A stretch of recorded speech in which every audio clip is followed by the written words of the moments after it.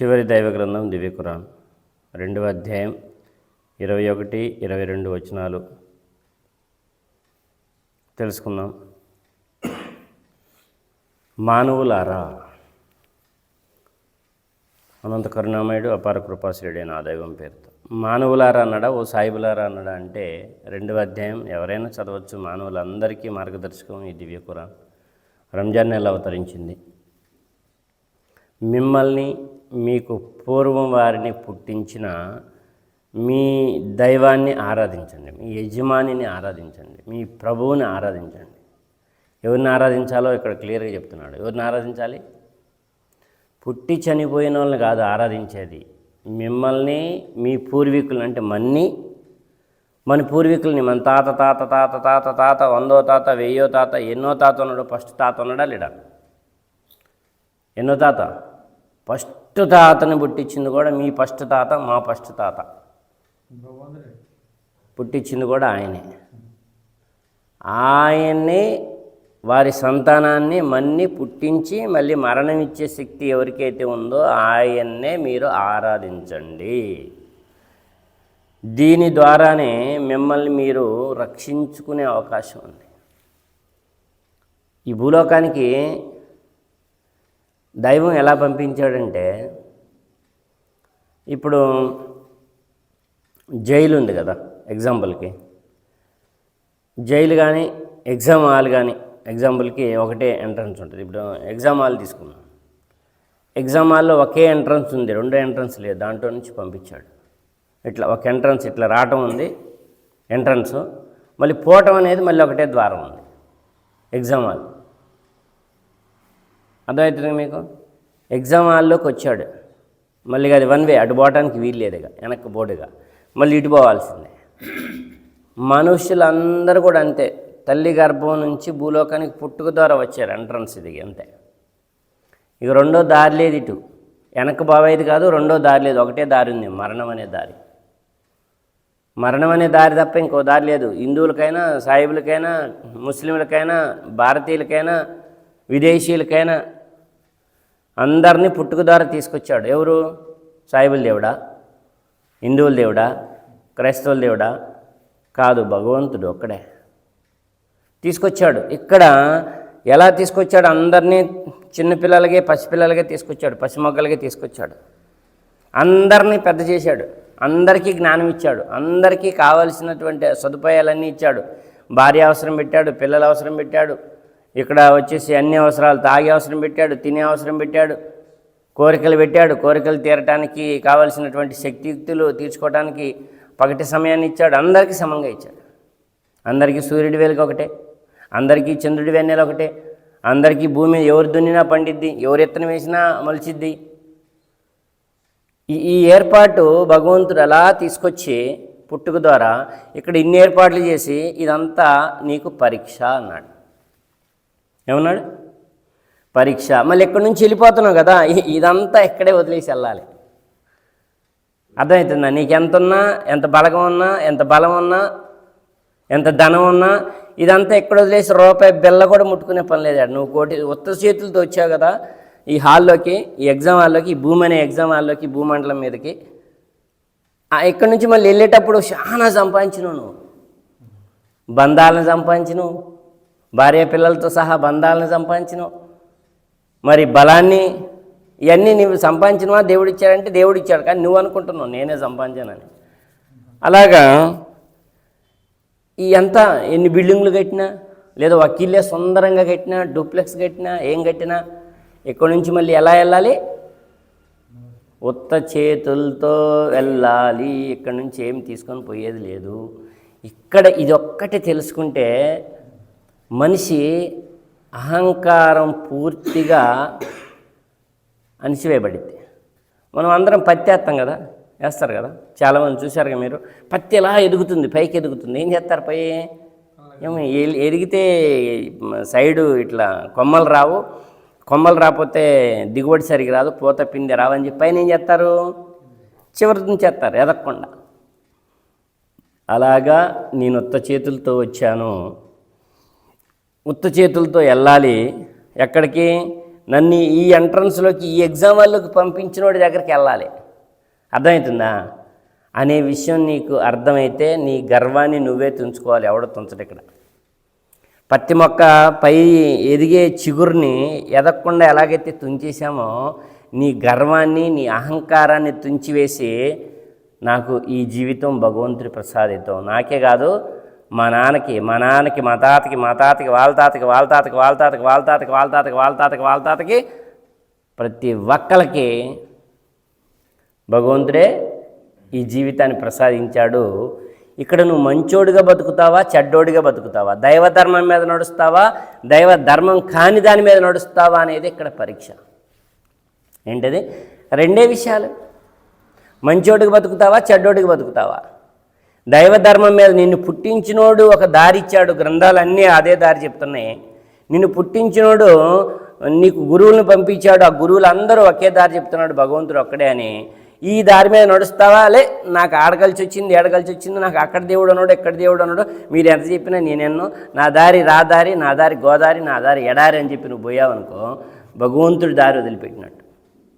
భగవంతుడు ఇచ్చిన దారి దీనికి గ్రంథాల సాక్ష్యం ఉంది, భగవంతుడు ఇచ్చిన దారి దీనికి నీ గుండె సాక్ష్యం ఉంది.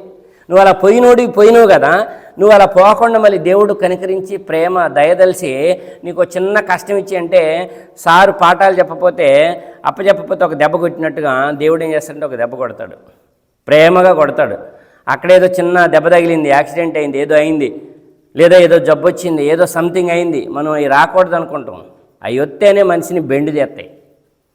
అరే అప్పుడు దేవుడా పైవాడా అంటావు, నువ్వు పెట్టుకుని మర్చిపోతావు. నాకు ఇవన్నీ కాదు, అప్పుడు నువ్వు పైవాడినే అడుగుతావు, నిన్ను పుట్టించినోడిని అడుగుతావు. దేవుడా భగవంతుడా నా మీద దయ చూపయ్యా, నా మీద కనికరం చూపు, ఇంత పెద్ద కష్టాన్ని నేను తట్టుకోలేకపోతున్నా, ఇంత పెద్ద బాధను నేను తట్టుకోలేకపోతున్నా, నన్ను కనికరించి ఈ బాధ నుంచి బయటపడేవే, ఈ అప్పు నుంచి బయటపడేవే, ఈ యాక్సిడెంట్ నుంచి బయటపడేవే, నాకు ఒక్క అవకాశం ఇవి అని అడుగుతావు. అడుగుతావా అడగవా? ఎవరైనా అడుగుతారు, సాహిబులైనా అదే దేవుణ్ణి అడుగుతారు, హిందువులైనా అదే దేవుణ్ణి అడుగుతారు, ఆకాశం వెళ్ళి చూసి పైకి, క్రైస్తవులైనా అదే దేవుణ్ణి అడుగుతారు. మళ్ళీ ఆ అవసరం తీరిన తర్వాత అసలు నేను దేవుణ్ణి ఎప్పుడు అడగలా, దేవుడు లేడు గీవుడు లేడు అంటాడు. ఆయన ఏందా చెప్పేది, ఆయన చెబితే నేను ఈనుడేందా అనే గర్వం మళ్ళీ మొలిచింది. అది తుంచిన దాన్ని మళ్ళీ మనమే మొలిపించుకున్నాం. కాబట్టి ఇక్కడ నుంచి వెళ్ళేలోపు మంచోడిగా బతకాలి. ఏదైతే వన్ వే ఉందో వచ్చాము, పెద్ద చేశాడు, కావలసిన అన్ని సదుపాయాలు ఇచ్చేశాడు, సమస్త భూమండలాన్ని పంచభూతాలని వాటి శక్తిని అణిసివేసి నీ కాళ్ళ కింద పడేశాడు. ఒక్క నిమిషం ఆలోచించితే అర్థమైంది. నీ కాళ్ళ కింద ఉన్న భూమి కదిలితే దేవుడా అంటాం. నీ నెత్తి మీద ఉన్న ఆకాశం ఏదైతే ఉందో ఒక తొనక ఊడి మీద పడుతుంది అంటే దేవుడా అంటావు. ఆ సూర్యుడు బగబగబగమని మండే సూర్యుడు దగ్గరకు వచ్చిందంటే వామ్మో ఈ ఎండ తట్టుకోలేకపోతున్నాం భగవంతుడా ఈ ఎండ ఏంటంటాం. గాలి గట్టిగా వీసిందనుకో దేవుడా ఈ గాలి ఏంది మేము బతుకుతామా ఇవ్వాల అంటాం. వర్షం గట్టిగా కురిసిందనుకో అర్థమవుతుందా దేవుడా ఏంది వాన మేము తట్టుకోలేకపోతున్నాం. ఏది ఎంత కావాలో అంతే పరిమాణంలో బ్యాలెన్స్ అన్నీ చేశాడు సృష్టిలో. ఏది ఎంత కావాలో నీ శరీరంలో కూడా షుగర్ని, బీపీని, కంటి చూపుని, చెవులు వినేదాన్ని, చేతులు పొడుగుని, కాళ్ళు పొడుగుని, ఏళ్ళు పొడుగుని, అర్థమవుతుందా ముక్కు పొడుగుని, ముక్కు ఎక్కువ పొడిగిచ్చాడు అనుకో ఎబ్బెట్టుకుంటుంది. నీ ముక్కు ఎంత పొడుగు ఉండాలి, నీ కళ్ళు ఎంత సైజు ఉండాలి, నీ పళ్ళు ఎంత సైజు ఉండాలి, నీ చేతులు ఎంత సైజు ఉండాలి, నీ చేతులకి ఏళ్ళు ఎంత సైజు ఉండాలి, ఆ ఏళ్ళ మీద గోళ్ళు ఎంత ఉండాలి. సాయిబులకైనా హిందువులకైనా క్రైస్తవులకైనా మానవుడన్న ప్రతి ఒక్కడికి ఈ అద్భుతమైనటువంటి డిజైన్ చేసిన వాడిని మాత్రమే భగవంతుడు అనాలి. అలా తెలుసుకున్నవాడు మాత్రమే జ్ఞాని. ఆయన మన్నే కాదు, మన తాత ముత్తాతను కూడా ఇంతే పుట్టించాడు, వాళ్ళ తాత ముత్తాతను కూడా ఇంతే పుట్టించాడు. ఇక మీ కొరకు ఆయన భూమిని పాన్పుగా పరిచాడు, ఆకాశాన్ని కప్పుగా సృష్టించాడు, పైనుంచి వర్షాన్ని కురిపించాడు, తద్వారా అన్ని రకాల పంటలు పండే ఏర్పాటు చేశాడు. ఇక్కడ ఎంత గొప్ప విషయం ఉందంటే హాస్పిటల్కి పోయినాం అనుకో, కంటి చూపు తగ్గిందనుకో, క్యారెట్ తినండి, కంటి చూపు బలపడింది. క్యారెట్ ఎవరు పుట్టించారు? ఒకటే నీళ్ళు, ఒకటే భూమి, ఒకటే మట్టి. కానీ నువ్వు క్యారెట్ వేస్తే క్యారెట్ వస్తుంది, ఆలుగడ్డ వేస్తే ఆలుగడ్డ వస్తుంది, గన్సుగడ్డ వేస్తే గన్సుగడ్డ వస్తుంది, ఇంకేమన్నా చెప్పండి, కందగడ్డ వేస్తే కందగడ్డ వస్తుంది, ఆడ ఇంకా వేరే వేస్తే టమాటా వేస్తే టమాటా వస్తుంది, బెండకాయ వేస్తే బెండకాయ వస్తుంది. కానీ ఒకటే నీళ్ళు, ఒకటే భూమి. దాన్ని అలాగ ఆహార పదార్థాలని నీ శరీరంలో ఏమేమి విటమిన్స్ కావాలో, ఏమేమి ప్రోటీన్స్ కావాలో, కంటికి ఏం కావాలో, నాలుకకి ఏం కావాలో, మెదడుకి ఏం కావాలో, బొక్కలకి ఏం కావాలో, ఎముకలకి ఏం కావాలో అర్థమవుతుందా? ఎముకల మధ్యలో ఉన్నటువంటి ఆ జాయింట్ గుజ్జుకి ఏం కావాలో వంగకుండా ఉంది అనుకో చెయ్యి, మనం అన్నం తినలేము. సాయిబులకైనా ఇక్కడే వంచేలా చేశాడు దేవుడు. అన్నం తినాలి, మోసే వంగాలి. మోసే వంగపోతే తినండి, అన్నం తినలేరు. ఎవరికైనా ఎల్బో ఇక్కడ అన్నం ముద్ద నోటికాడికి రావాలంటే 5 ఏళ్ళు కలపాలి, మోసే వంగాలి. మోసే వంగకుండా పెట్టిందనుకో ఎవరు అన్నం తినలేరు. భగవంతుడి అనుగ్రహాలు 1 కాదు 2 కాదు, నువ్వు లెక్కించదలిస్తే లెక్కించలేవు అన్ని బహుమానాలు ఇచ్చాడు మానవుడికి. ఏడేమన్నా నట్లేసి బోల్ట్లేసి బిగించారా? బండిని బిగించినట్టు హ్యాండిల్ ఇటు ఇటు తిప్పితే బండికి తిరుగుతాయి. మన చెయ్యి ఇటు ఇటు తిరగటానికి మీ తాత ఏమైనా నట్లేసిందా, మీ నాన్న ఏమైనా వేసిండా, నువ్వేమైనా వేసుకున్నావా? ఎవరు వేసారు? నట్లేం లేవు. భగవంతుడు అంటే ఆషామాషి కాదు, దేవుడు అంటే ఆషామాషి కాదు. అన్ని రకాల ఏర్పాట్లు చేశాడంట. పంటలు పండే ఏర్పాటు చేశాడు ఆయన. మీకు ఉపాధి కల్పించిన వాడు ఆ దైవమే. ఎవరు? సాయిబుల దేవుడా? ఎవరు? హిందువుల దేవుడా? క్రైస్తవుల దేవుడా? టమాటా నీకు లోపలికి వెళ్ళాక ఏం ప్రోటీన్స్ ఇస్తుందో అదే ఇస్తుంది, నాకు అదే ఇస్తుంది. క్యారెట్ నీకేం ప్రోటీన్స్ ఇస్తుందో అదే నీకే ఇస్తుంది, నాకు ఇస్తుంది. భగవంతుడి అనుగ్రహం అలా ఉంది. ఇది మీకు తెలిసినప్పుడు నాలుక, ప్రతి ఒక్కరు నాలుకతోనే రుచి చూడాలి. నాలుక మీద ఉప్పు వేసినాం అనుకో, సాయిబులకు ఉప్పు ఎత్తే తీయకుంటుంది, హిందువులకు నాలుక మీద ఉప్పు ఎత్తే పుల్లగా ఉంటుంది, క్రైస్తవులకి నాలుక మీద ఉప్పు ఎత్తే చేదుగా ఉంటుంది. అట్టుంటుందా? ఆ నాలుక ఇచ్చినవాడు ఆయనే. ఎవరికైనా ఆయనే భగవంతుడు. ఆ విషయం చెప్పడానికి గురువులు వస్తే మనం ఏం చేసాం? గురువుల్ని దేవుళ్ళుగా చేసుకొని మా దేవుడు గొప్ప, మా దేవుడు గొప్ప, మా దేవుడు గొప్ప అంటున్నాం. గురువుల్ని దేవుళ్ళు అంటున్నాం. గురువులు కూడా ఎప్పుడు మేము దేవుళ్ళు అని చెప్పలేం. మళ్ళీ అందులో పెద్ద జ్ఞానం ఉంది. ఏ గురువైనా అయ్యా నేను మీకు దేవుణ్ణి అని చెప్పినట్టు, ఆయన నోటితో చెప్పినట్టు ఒక్క మాట తీసుకురండి, ఏ గ్రంథం నుంచైనా. కాబట్టి గురువుల్ని గౌరవించాలి, గురువుల్ని ప్రేమించాలి. గురువులు చెప్పినటువంటి బోధ భగవంతుడు ఒక్కడని బోధని అనుసరించాలి. అదే మానవ జీవిత పరమార్థం. అదే నీ గుండె కూడా ఒప్పుకుంటుంది, నా గుండె కూడా ఒప్పుకుంటుంది. అదే నీ దగ్గర ఉన్న గ్రంథం చెప్తుంది, అదే నా దగ్గర ఉన్న గ్రంథం చెప్తుంది. నీ జీవితం ఆయనే ప్రసాదించాడు, నా జీవితం ఆయనే ప్రసాదించాడు. నీ జీవితం ముగించేది ఆయనే, నా జీవితం ముగించేది ఆయనే. నీకు మరణం ఇచ్చేది ఆయనే, నాకు మరణం ఇచ్చేది ఆయనే. నువ్వు ఉత్త చేతులతో పోవాలి, నేను ఉత్త చేతులతో పోవాలి. ఇక్కడి నుంచి భగవంతుడి దగ్గరికే పోవాలి, ఇంకెక్కడికి పోము. రెండో దారి లేదు. అర్థమవుతుందా? ఆయన అంటున్నాడు, చెప్పేశాడు డైరెక్ట్గా, ఇది మీకు తెలిసినప్పుడు ఆ దైవంతో సమానులుగా ఎవరిని నిలబెట్టకండి. ఇది మీకు తెలిసింది, అర్థమైంది. భగవంతుడు ఒక్కడే, తండ్రి ఒక్కడే అనే విషయం అర్థమైంది, అమ్మ ఒకటే అనే విషయం అర్థమైంది. అర్థమవుతుందా? ఎక్కడ వదిలిపెట్టినా మా ఇల్లు మాకు గుర్తుపట్టే జ్ఞానం ఉంది. అదే పిల్లల్ని గుర్తుపట్టే జ్ఞానం ఉంది.